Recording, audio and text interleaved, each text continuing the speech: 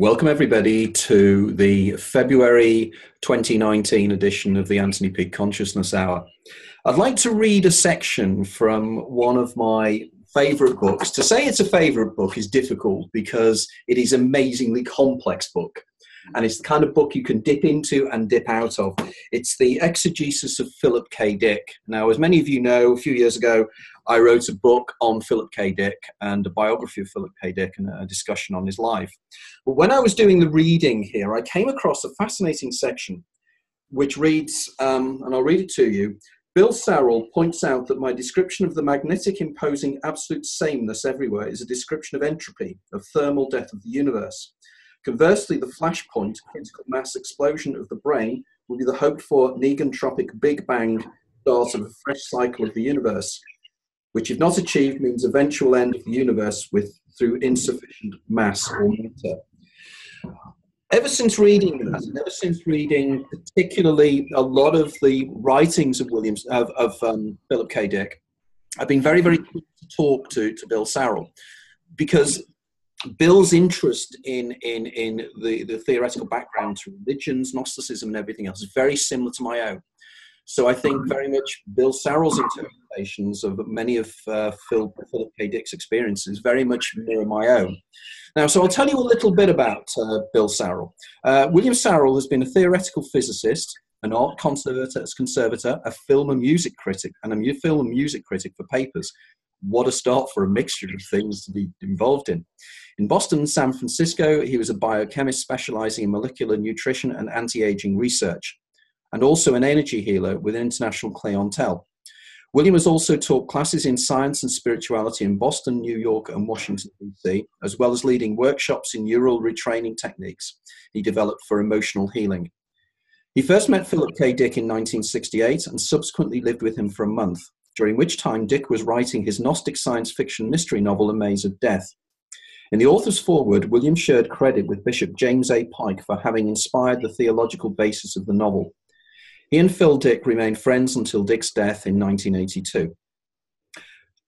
Welcome to the show, Bill. It is an honor indeed. Just absolutely wonderful to have you involved. So much. The honor is also mine. Okay. Right. By the way, my name is pronounced Sarill. Sarill, thank you. Thank you, Sarill. Of course it does. It actually is the way it's actually written is the way it should be pronounced, Sarill. Thank you for that. Okay, now one of the things I've always been interested in wanting to ask you is, how on earth did you ever meet Philip K. Dick? What was the set of circumstances where you met him and ended up spending that crucial period of time with him way back in 1968? Yeah, well, of course, I'd been an ardent reader of science fiction throughout starting in the 50s. In fact, I remember reading his novel, Eye in the Sky, not that long after it was published in the 50s. But it was in the 60s that I really began to get into his writing and discovered that he was writing science fiction in a way that no one else had before.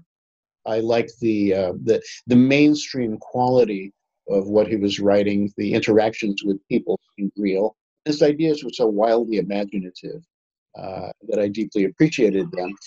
So, in fact, they were so meaningful to me. I had been talking with the late Terry Carr, who was a science fiction editor, quite prominent one until his unfortunate death some decades ago.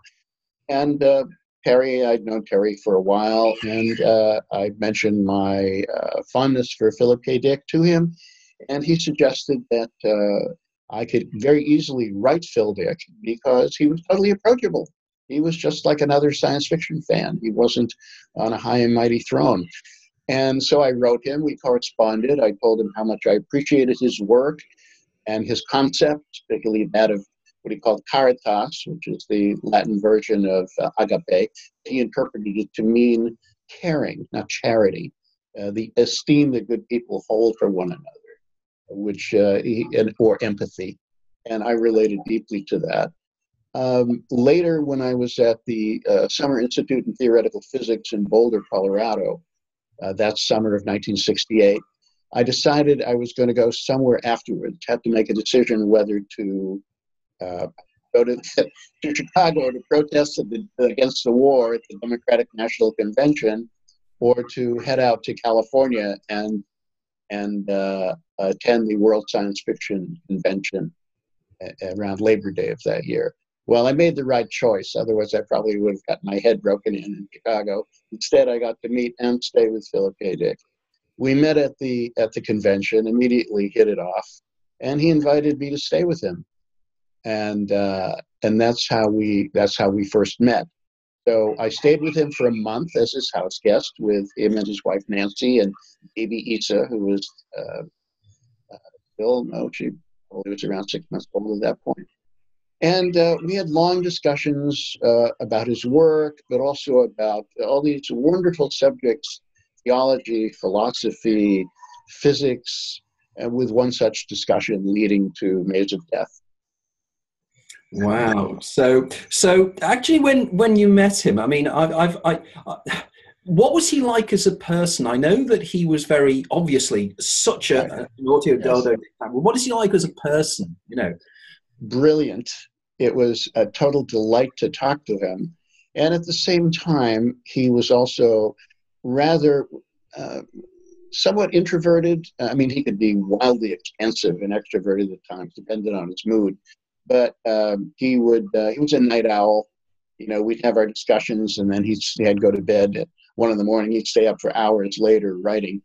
But he was somewhat crippled even then by his moods, his anxieties. I invited him to go with me to a Cinerama Dome Theater to see 2001, which had come out that year, I believe.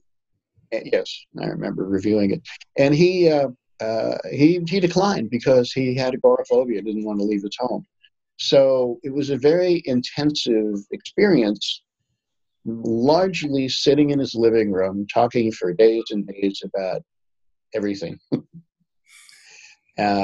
He was a delightful conversationalist, and could be very funny, but also he could be quite moody. We talked about existential psychoanalysis. We didn't get to actually talk about Gnosticism per se. I mean, I appreciated his deep understanding of Greek philosophy, Platonism, and Neoplatonism, but we didn't really go beyond that. My experience with Gnosticism started after I'd read some of his writings and delved more deeply into it, especially. Interesting, intriguing. So very, very much it was Phil's own interests, because you can, in his novels and his own personal writings, you can see how he was moving towards a very Gnostical worldview. And definitely, yes, I can see that now. And Maze of Death has got some genuine Gnostic elements in it, and in particular, it's actually one of his novels that is most reminiscent of this TV series Russian Doll, because of the nesting of realities, one within the other. I don't want to say too much about the plot of Maze of Death in case anyone hasn't read it yet. I don't want to give away any spoilers, but it's definitely in tune with the notions expressed in that TV show, and I gather with some of you feel somewhat similarly about your own work in relationship to that. So can you tell us a little bit about how the two of you worked on the writing of A Maze of Death? Because I reread it this week because I just wanted to revisit it again. And it's a novel that it works on so many different levels. It's so deep and it sucks you in. You know, there's these levels of reality. As you say, it's like Russian Doll. There's these levels of reality that people dip in. So how did the two of you work on it? And how did all that come about? Well, it would be unfair for me to say that I worked on it with him, because I didn't participate in any of the writing. He wrote it himself, and I suspect he had already a lot of it worked out. He could be a very fast writer, especially when he had to feed his family, and money was always a problem in those days. But I believe he submitted the manuscript in December. It was a night in October of 1968 that we had a discussion that certainly led to the incorporation of certain ideas in Maze of Death that he gave me some credit for. what happened, and this is mentioned also in Sutin's book, Divine Invasions, where in a fit of, an uncharacteristic fit of modesty, I basically said that Phil did all the talking and I just listened. It wasn't quite that. It was a dialogue, but he had the ideas. We decided to investigate, and we were just having a conversation. It was not like, let's create a new religion. It was more the kind of thing that college students might do in a late night, what Eric Davis called a late night buddy rant, cannabis fueled, except we weren't smoking any pot because we were just getting high on each other's ideas. It was just a whole lot of fun. And we were talking about how we could base a religion just on some essential concepts of ontology and teleology. And I didn't think that much of the evening. It was an interesting exercise. But a couple of months later, he called me up. I was living in Berkeley at that point, and we were seeing each other occasionally, but I was no longer living with him. A few months later, he called me and said, well, I've written a book. I wrote a novel based on these ideas. And so I was delighted to hear that. When I read the book after it came out the following year, I was a little disappointed with it because I found that I thought it was somewhat not as beautifully written as Ubik, which is the book he'd written before that. A masterpiece of a work, my favorite work that touches on somewhat similar themes. So, but it would not be fair to say I participated in the writing, just in some ideas, but I'm quite certain he had a lot of it worked out in advance and then found a way of incorporating some of what we discussed into the book. I gave a talk in more detail about what happened and about Mays at the Philip K. Dick Festival, Fort Morgan, a couple of years ago, and one of these days I'm going to write up that paper. I post all my Philip K. Dick papers on academia.edu, so anyone can access what I've written so far, and I'll be posting more. Oh, that's excellent. So the papers are there that people can actually read, which is great in itself. Right. Can you tell me a little bit? I know that one of the things that fascinate both of us is the experience that Phil had a few years later in Right. 1974. And of course, as we just mentioned off camera, it's 45 years ago, almost to the day, that Phil first had his pink beam experience. Yeah, quite synchronistic that we're having this conversation at this time. It's almost to the day that he did have that remarkable spiritual emergence. So what are your opinions? Were you around? Did you know him? Was he in communication with you when those events took place? Well, I had left sort of indirectly. I stayed, after meeting Phil, I stayed in California for over a year and then returned to the East Coast at the beginning of 1970 in order to finish my graduate studies in physics. But we stayed in touch by mail and by phone. However, I didn't see him again in person for a few years. When I did, I met some of the people who had been involved in the experience, like Tessa and Kevin Jeter. And it was in 75 or 76 that I saw him again and stayed with him in Tessa for a few days.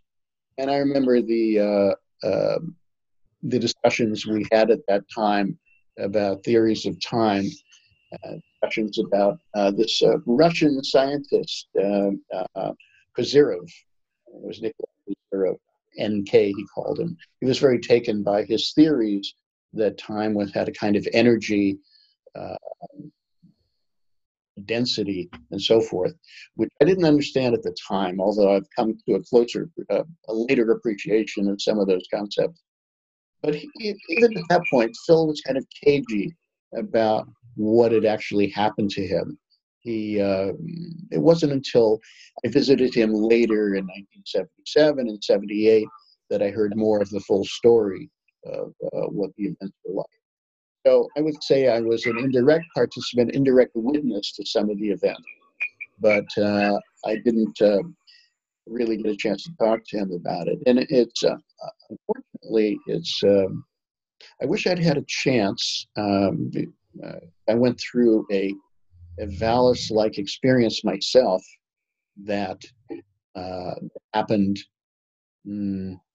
probably shortly after his death. I wish I'd had a chance to compare notes with him, because I would have been able to, it would have illuminated what was going on for both of us, I think. Could you tell us more about your Valis-like experience? Right. Well, let's see. I had a spiritual awakening in the early 1980s that was fully underway by 1981, at which point it was a very intense time with florid visual phenomena.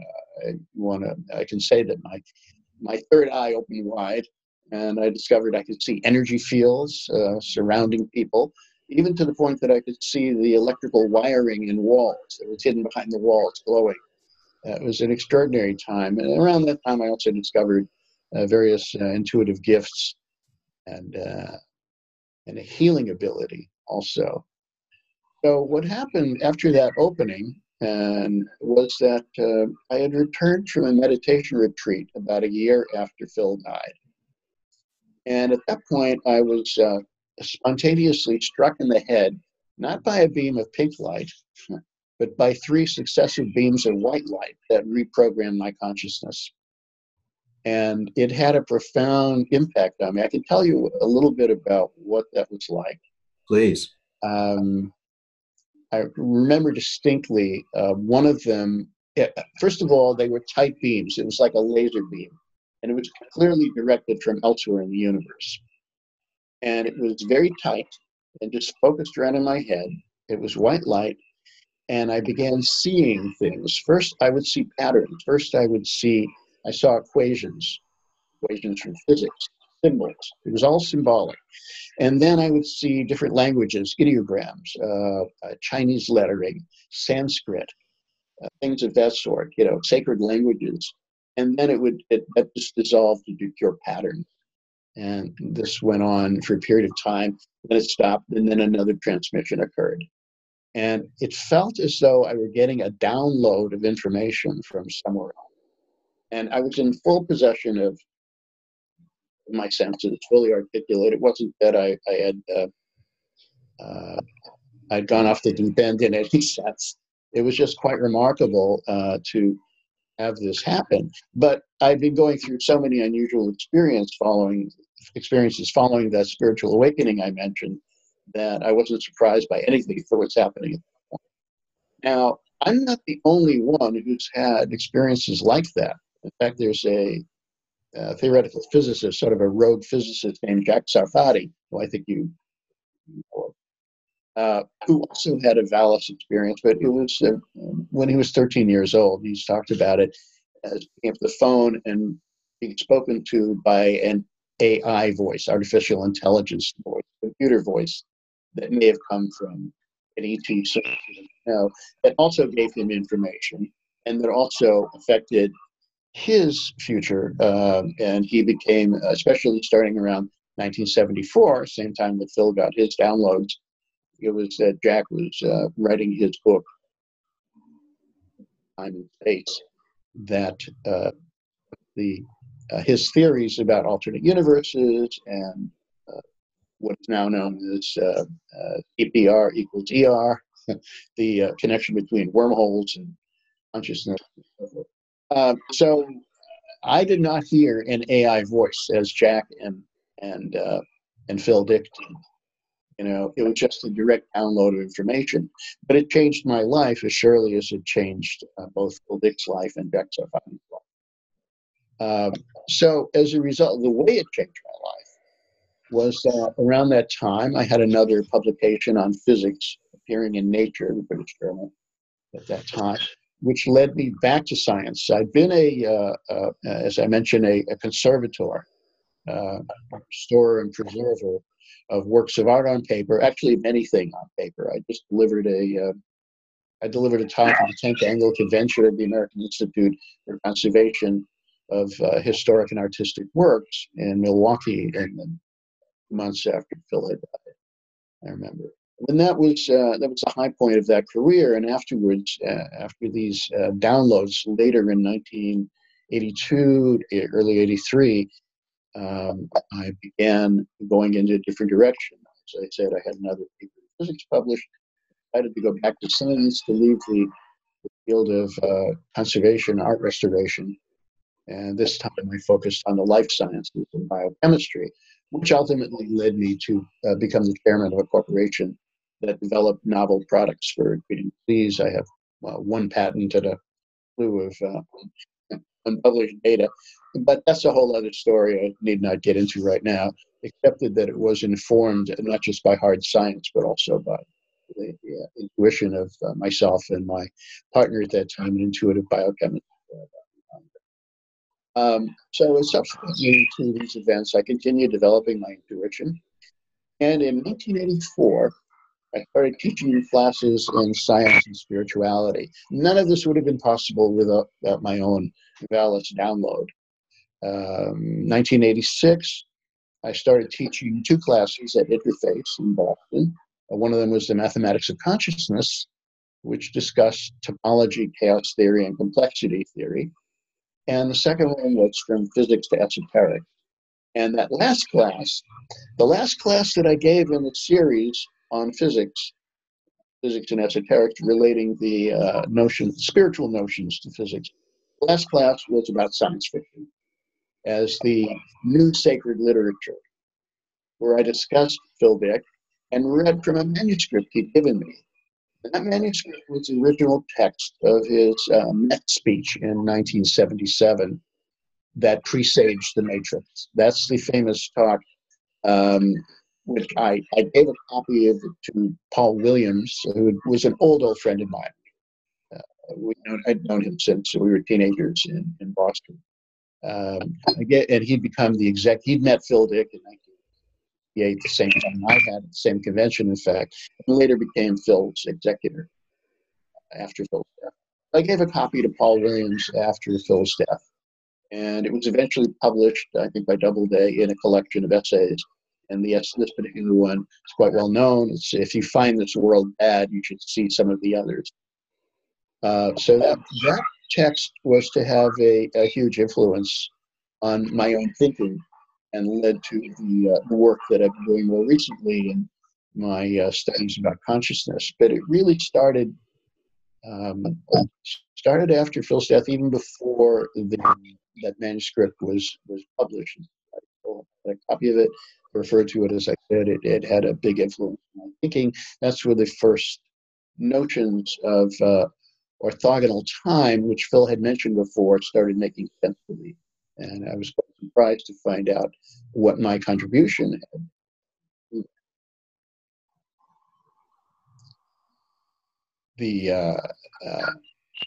You'd like to know a little bit more about what the impact of that speech had been on me. What I can say is that there are, Phil talked about orthogonal time as being another kind of time that was at right angles to our usual sense of time.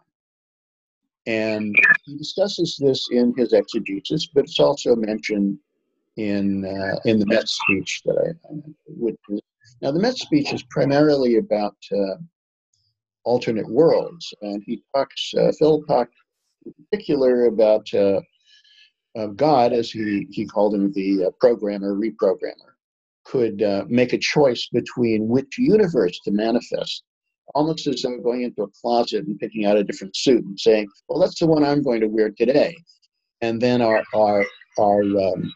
experience of being present in the universe could abruptly change, perhaps even without our noticing it. We might wind up with a different past or a different present that we wouldn't notice because it was a continuous process. So I refer you to the speech to see exactly what he said about it. But I recognized an element of that went back to our discussions in 1968, and how to put the orthogonal time in the context of alternate universes. So let me see if I can give you a condensed version of this, which without being too elaborate. If I were able to show diagrams, when work, I'll try to explain it in a way that is relatively easy to visualize. Okay. In April of 1968, the American Scientist magazine published an article by John Wheeler, the eminent physicist who I'm sure you know of. He was the one who named black holes. He contributed greatly to our understanding of the intersection between quantum theory and general relativity. And he wrote an article that was called Our Universe, the Known and Unknown. And in it, he described what he called superspace. Now, there's a way of joining up quantum theory with general relativity. They don't naturally fit together. You can get sort of a semi-classical, that's half quantum, half classical physics. And general relativity, in a sense, is classical. It's an extension that goes beyond Newton, but it still doesn't involve quantum effects. And it's rather difficult to make that merger happen. People today are still working at it through string theory, and nothing very interesting suggestions that something coming together, nothing definitive yet. But one thing we can do, and this is what Wheeler did with Bryce DeWitt, is create the Wheeler-DeWitt equation, which is a version of the famous Schrödinger equation, except it describes the entire universe. So the Schrödinger equation is a wave equation that describes or defines the wave function, a probability wave function.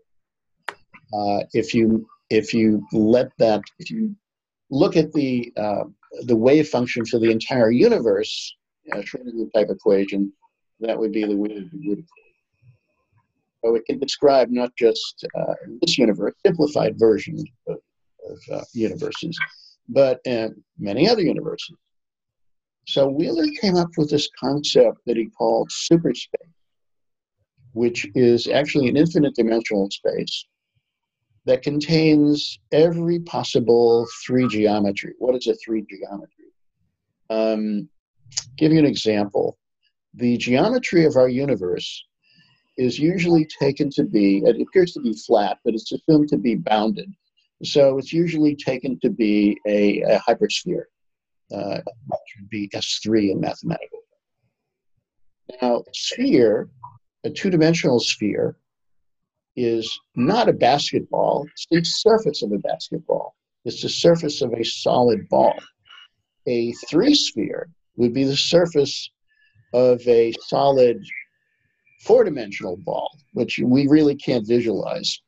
But if you had a four-dimensional ball and put the three-dimensional surface of it, that would be a hypersphere or a three-sphere. So Bill, is this similar in many ways to say a tesseract is like a cube, but it's the same kind of principle as that? Yeah, tesseract, yes, exactly. And we can project to see what that might look like into our three space. So we can only see shadows of a tesseract. Well, in a similar fashion, this higher dimensional sphere, the surface of a higher dimensional sphere is the shape that our universe presumably has. It's S3 in mathematical language. The topology of the universe is S3 cross R1, where R1 is a real number line representing time. So it's a product of time with a hypersphere.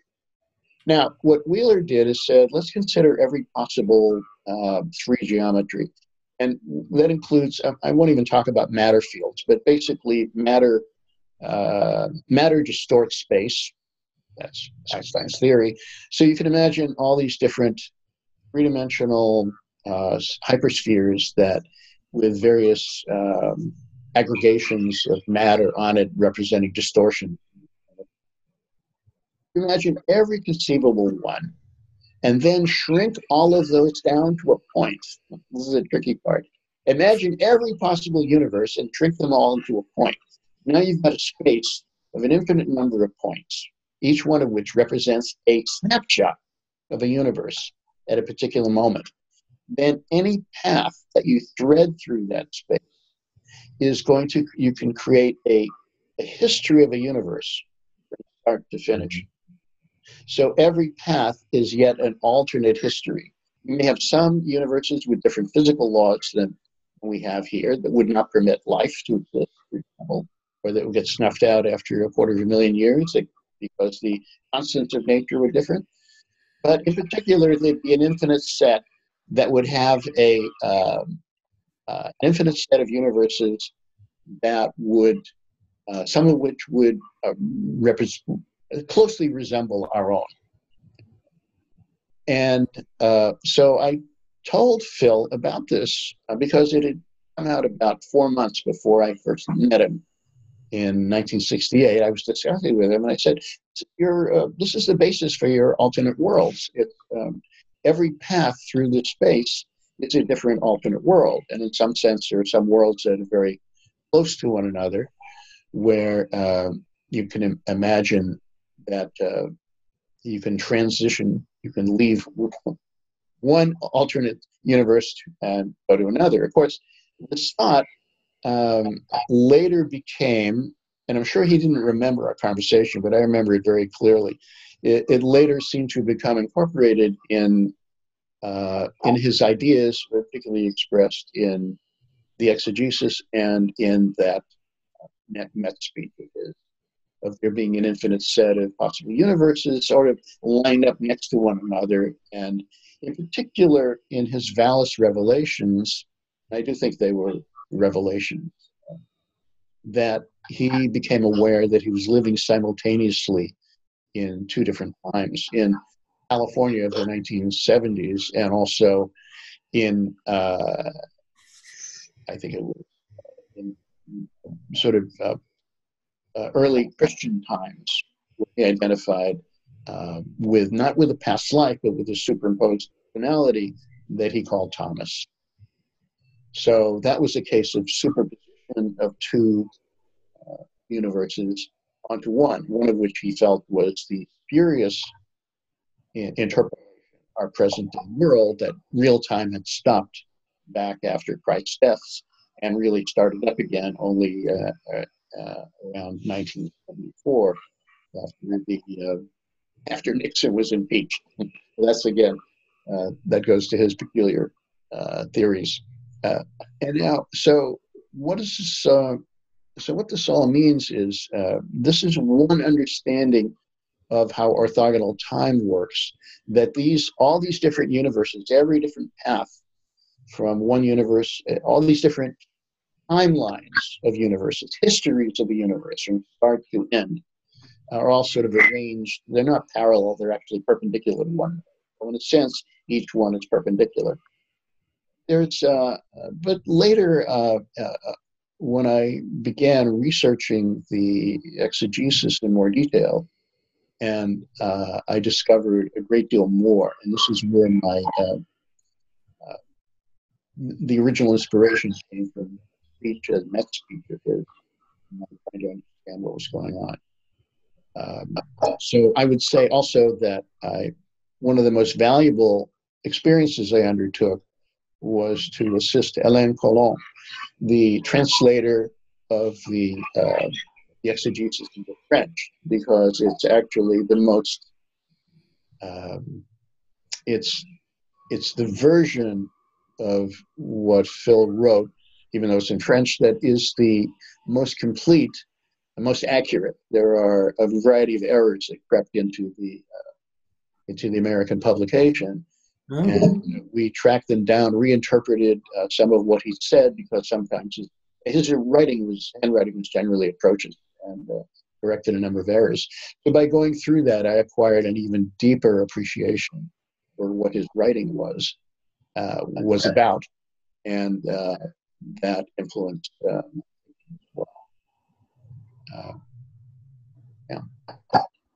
And then, go ahead. I'm sorry. I was going to say that absolutely fascinating, because what you're saying there is very much put into focus in my own mind exactly what Phil was talking about by the overlapping times. that he talks about in terms of the way in his relationship with Thomas Yes. and everything else. And it suddenly now makes sense because you've actually put it into a picture in my mind of my understanding of how physics and the writing of Wheeler, and particularly the writings of, I don't know if you've come across, there's a guy called John William Dunn, who was an Yes. Anglo, and Dunn's idea of serial time. Right.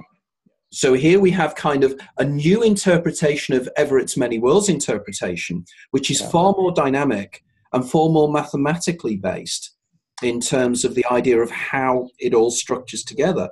And that was absolutely fascinating. I really was so intrigued by what you were saying there. So in terms of Phil's Met speech then, how do you now interpret that? Because now you have the greater knowledge of what Phil was really writing about in Exegesis, and I'm delighted you've shared with us that some of the elements of the original Exegesis, the American version, may have been slightly wrong just because of his handwriting, as I'd heard that before. Issues with that.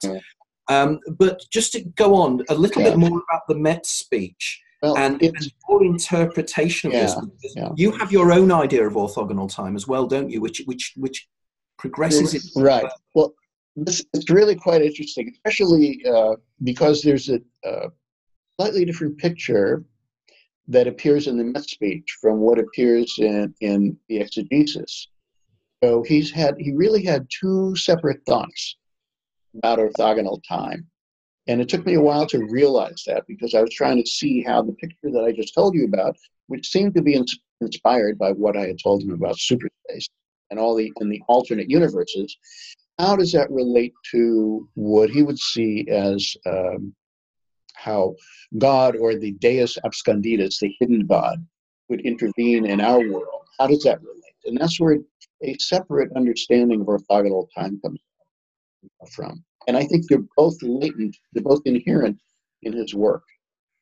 So in particular, I began to realize, I'm a physicist, I've done research in quantum field theory. So when I first began thinking about orthogonal time, in addition to recognizing that relationship I was also thinking that there's a very close relationship between what he was talking about and what's known as imaginary time in physics.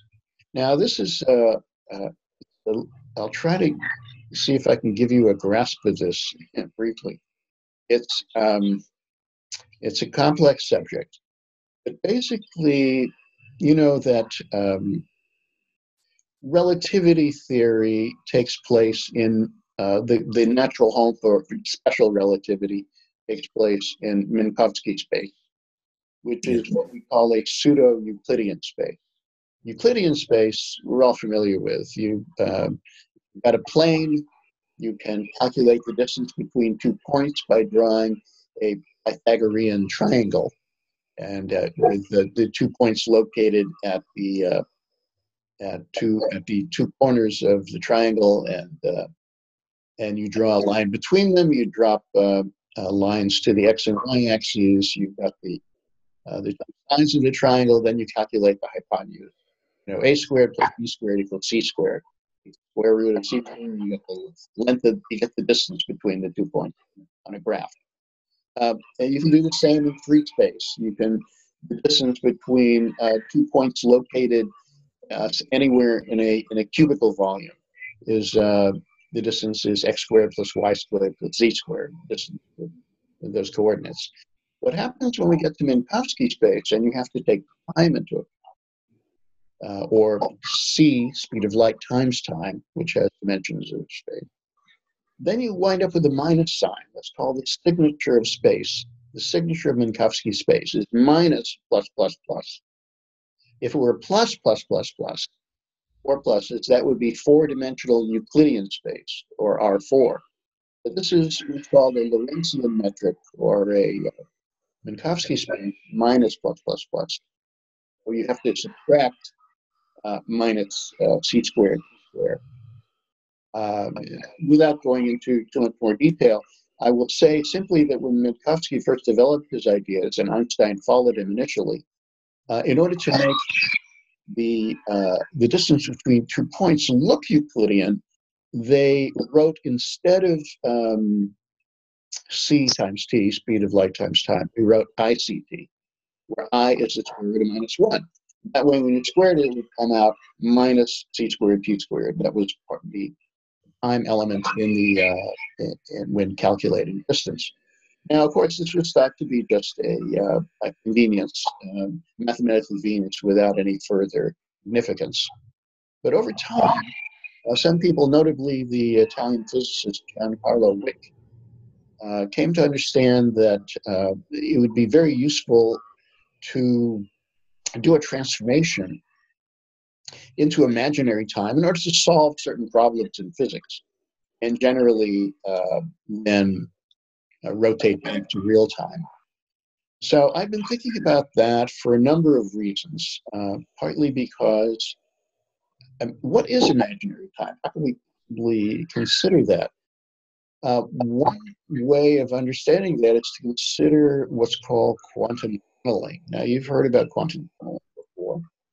The analogy would be, let's say you've got a ball in your hand and you're throwing it at a wall. A classical ball is what's going to happen. The ball is either going to go over the wall or it's going to bounce back at you. But in quantum theory, if you make the ball small enough, let's say it's an electron, you fire it at a barrier, it's a potential barrier, then it sometimes the ball will get reflected, but sometimes a small percentage of the time, depending on the energy of the ball, the thickness of the barrier, and so forth, the ball will go through the wall. That's quantum tunneling. We can say that the particle has tunneled under the wall. Well, that actually, what's remarkable about that is that when you look at the equations, you can visualize what's happening. It's by saying that the ball has disappeared from real time and gone into imaginary time. And in fact, there was a recent paper a few years ago by some physicists in Australia who measured tunneling time and concluded it was instantaneous. In other words, the time for a particle in our real time, the time for a particle to enter, to penetrate a barrier on its side was essentially instantaneous, which he said made sense because you can't understand imaginary time in terms of real time. It's a whole other time, and it's orthogonal to real time. Let me explain what I mean by that, which is well known in mathematics. If you draw the Argand diagram, complex plane, this is where you make one axis, let's say the y-axis, imaginary, and the x-axis, the real axis. You can draw complex numbers there. And every time you multiply by the square root of -1, it's equivalent to a rotation of 90 degrees in the complex plane. That's where the Wick rotation comes from. You're rotating through 90 degrees from real time to imaginary time. So that real time, so therefore real time and imaginary time are literally orthogonal to one another. And this is very important in some of the work that Stephen Hawking has done, because of his, what Hawking worked on with James Hartle, the Hawking-Hartle no boundary proposal for the origin of the universe, where the origin of the universe is supposed to have begun in imaginary time and is a closed boundary in imaginary time, which means that our universe emerged out of imaginary time. Real time happened then, and no one knows exactly how that transition occurred from real time to imaginary time, which is why the theory is somewhat philosophically suspect. But I like it because it would imply the universe never had a beginning. It just always was. So what did it come from then? It came from imaginary time. What's imaginary time? Well, it wouldn't have any qualities like time that we know. There'd be no causality in it because it would be like space. It'd be like another dimension of space, perpendicular to our own. And events would be disconnected, could be disconnected causally. It would be, in other words, a version of eternity. So if we say our universe, and even though it's quite interesting, Hawking was an avowed atheist, had no use for or God whatsoever. But if you want to say that God created the universe in imaginary time, I think Phil Dick would have been quite happy with that. And I cannot think of two people more diametrically opposed in their viewpoints, and yet there is something here. Well, wasn't it towards the end of his life? I mean, a lot of the work that Hawking did with Hartle was fascinating. Anyway, it was the top-down hypothesis that he was coming on, which I think touches upon this. But I think it's important for the listeners out there to also realise that when we're talking about things such as quantum tunneling, yes, the whole reason the sun shines is because exactly. of quantum tunneling. So the immediate effects, the immediate existence of life on this planet depends upon a really weird quantum effect that you've then taken into a really different area, which I find profoundly exciting, really, really exciting. And I have to admit that I only looked at your the presentation that you sent me yesterday. I only looked at around about 3/4 of an hour ago. And now that you're talking about wick rotations and things, this is just ringing bells in me with incredible excitement, because this solves a lot of the areas of issues I've had with the idea of the many worlds interpretation, and the idea of how virtual objects and virtual particles come in and out of the quantum foam, because suddenly we've got a model for this, which is incredible. I mean, what are you doing? What are you doing with this? You presented it a few times, have you? And what's the response been? It's generally I got a good response, especially at Fullerton. But it's not. It's I need to work this up into a full paper, which I'm thinking about submitting to a journal called Theology and Science, because I think his notions of quantum theology could, what I'm calling quantum theology, I think could be quite influential in that field. And in particular, I mean, you're absolutely right about the importance of quantum tunneling, because it really runs so many processes of life, including, the fusion in the sun. Without it, we would not be alive. That's our energy source. But it also occurs in quantum biology in the way that the synthesis works. I was going to say photosynthesis. Yeah, of course. Right. And it's thought that it plays a big role in consciousness as well.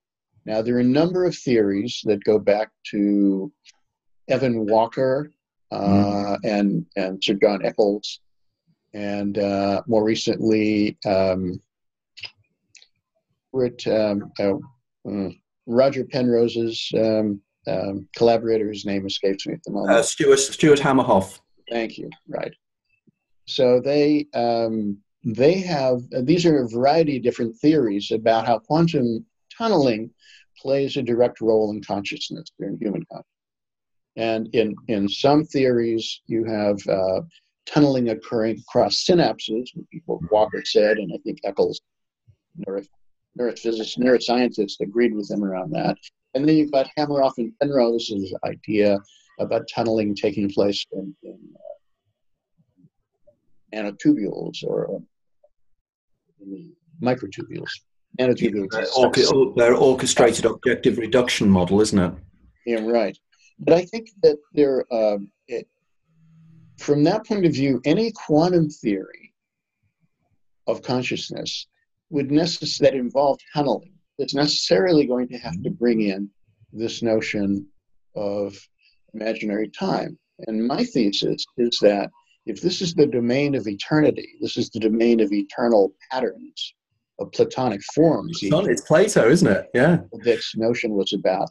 Then in a sense, what we can call God, or the God above God, the one who looks down at superspace, the one above all of superspace, and yet another dimension, orthogonal to all of those possible universes, is the one who's making the selection which one to go through. And even because quantum tunneling is thought to be involved in the birth of the universe itself, as in the theories of Hawking or Lincoln, Tufts University. So so one way of understanding a view of God from this perspective is of a consciousness living in an atemporal space, all space, which harkens back to Phil's famous line. Phil was very fond of quoting a famous line from Parsifal, which is in Gurumant's Grail Knight says Parsifal, you see here, my son, time becomes space. And so if everything is space, that is the realm. I mean, imaginary time is a dimension on the same ontological setting, so on the same ontological footing as another dimension of space. So that's the domain of what you could say is divine consciousness, that is perhaps choosing which universe to select to be born through a quantum tunneling process, as well as having an influence on everything that goes on. And our consciousness, I'll just mention briefly where this is leading. There are old ideas that go back to Neoplatonism, for example, or even earlier, and the Hermetic aphorism, as above, so below. I mean, you certainly see that reflected in, for example, the duality between, let's say, yin and yang. Yang is heaven, is above; yin is earth, is below. And yet, these two, this is not it's not a dualistic understanding of the universe, because it's really a dual aspect monism. You have the Tao is the one, but it has two aspects. And one of them is heaven and the other is earth. One of them is somewhere up in orthogonal time, a consciousness that looks down on and has a relationship to what's going on here. And that's the realm of spirit. And then we have the realm of matter. And these two realms are interdependent. Neither one is the entire picture of the universe. Both together are the entire picture. So we have real physical brains. Where does our consciousness reside? Is it in our heads? Is it somewhere outside our heads? Are our brains just receivers for something else? Clearly, there are, according to at least these theories of consciousness, we have quantum mechanical processes going on in our brains. But are they being influenced? This is my thesis, which I drew a conclusion based on reading Phil Dick's work, that our consciousnesses are influenced by something that is transtemporal.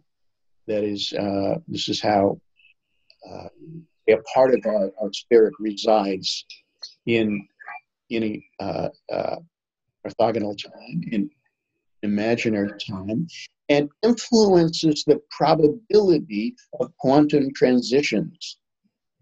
Mm-hmm.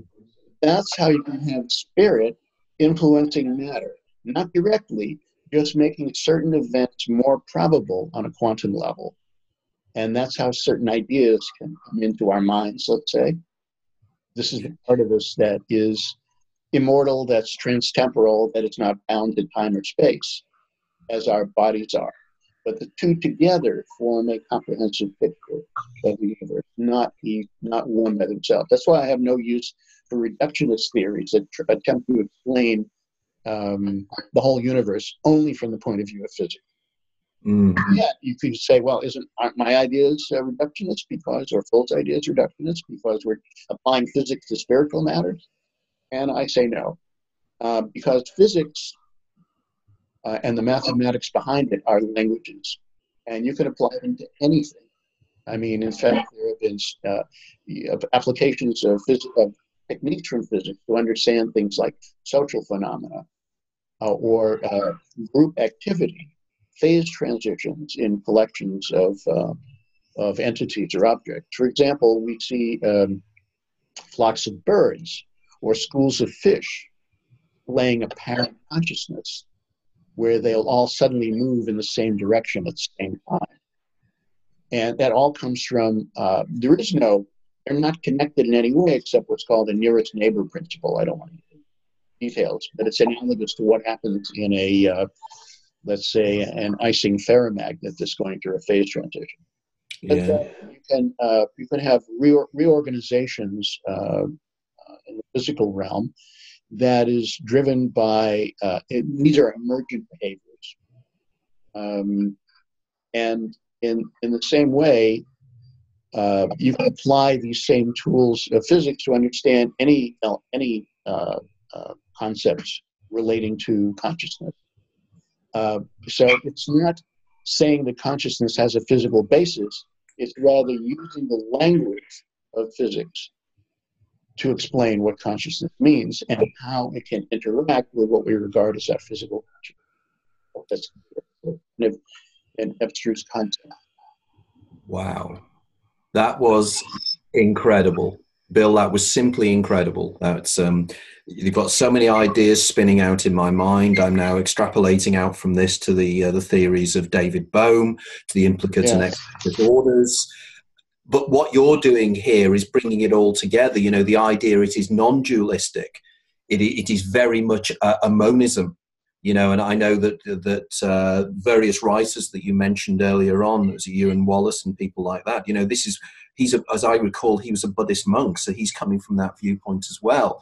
Right. So your work is of profound importance, and I'm going to be digging into this a great deal more, because my next book is going to be on